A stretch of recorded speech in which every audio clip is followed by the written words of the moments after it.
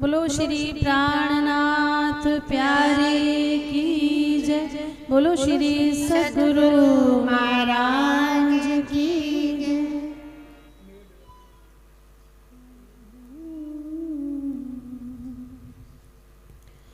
फेर फेर स्वरूप जो निरखिए, फेर फेर स्वरूप जो निरखिए, नैना होए नहीं तृप्त।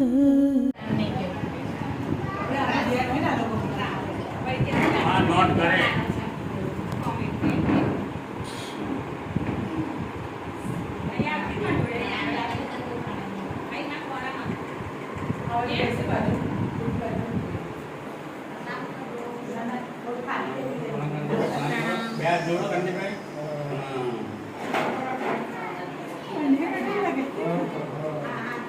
बोलो श्री प्राणनाथ प्यारे की जय।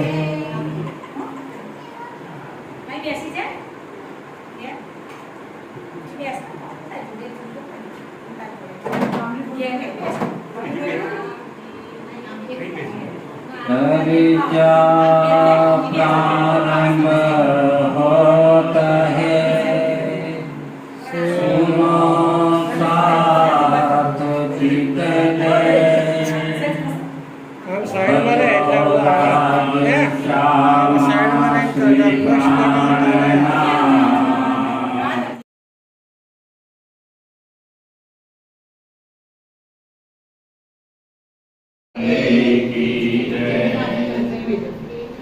प्रणाम सुंदर साथी।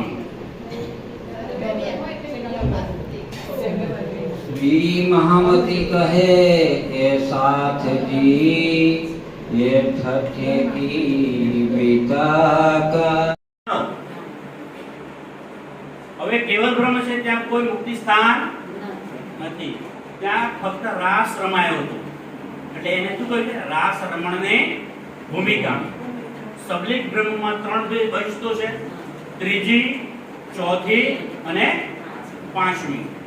એમાં ચોથી બિસ્તમાં રાસ જે રમાયો તો કેવલમાં એ અહીંયા આવીને અખંડ થયો, અને પાંચમી બિસ્તમાં વ્રજની લીલા અખંડ થઈ।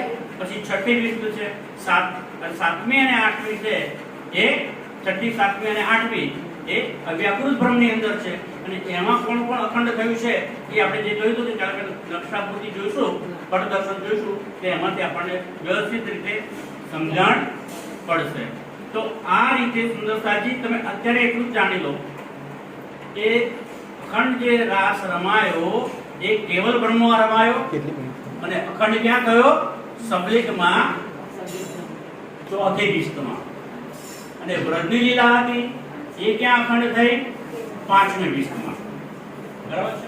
આટલું અત્યારે તમારા માટે પૂરતું, એટલું યાદ રાખો। તો આ રાધા વલ્લભીઓ હતા, એમને આ બધી તારતમ્ય જ્ઞાન વગર તો ખબર પડે જ નહીં। કહ્યું છે કે સચ્ચિદાનંદ તારતમ્ય વગર કોઈ લક્ષણ ખબર પડે? તારતમ્ય ન જાનાતિ સચ્ચિદાનંદ। એટલે આ જે વ્રજ ને રાસ ભેગું હતું અને આ જે વ્રજ રાસ છે એનો જે ભેદ છે એ કોઈને ખબર પડ્યો નહીં, અને એટલા માટે એમની સાથે લડાઈ કરવા આવે છે।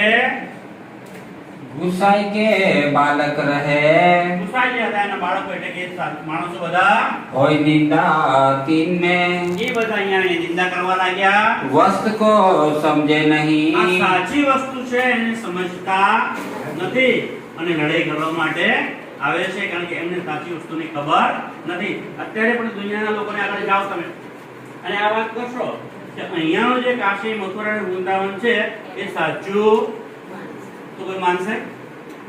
કેમ નહીં માને? કારણ કે એમની પાસે જ્ઞાન જ નથી, એને ખબર જ નથી કે જ્ઞાન કેવાના ને।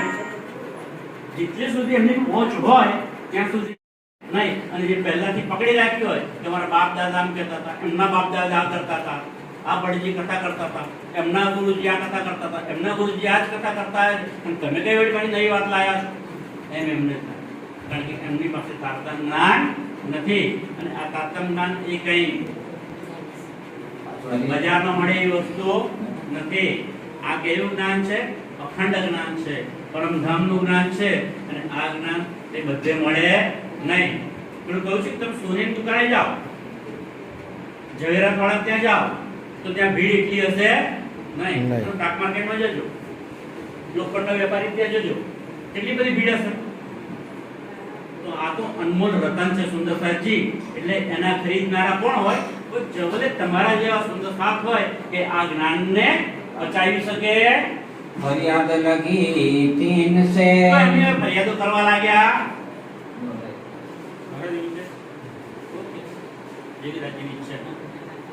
लो श्री प्राणनाथ प्यारे की સમય આપણને ઇજાજત આપતો નથી, એટલે અત્યારે આપણે વડે વિરામ આપીએ છીએ. ऊंचाई के बालक रहे ऊंचाई के बालक रहे होय निंदा तीन में होए निंदा दिल से वस्त को समझे नहीं मत को समझे नहीं फरियाद लगी तीन से फरियाद लगी तीन से फरियाद लगी तीन से बोलो श्री प्राणनाथ प्यारे की दाम के धनी की सद्गुरु महाराज की जय सर्व सुंदर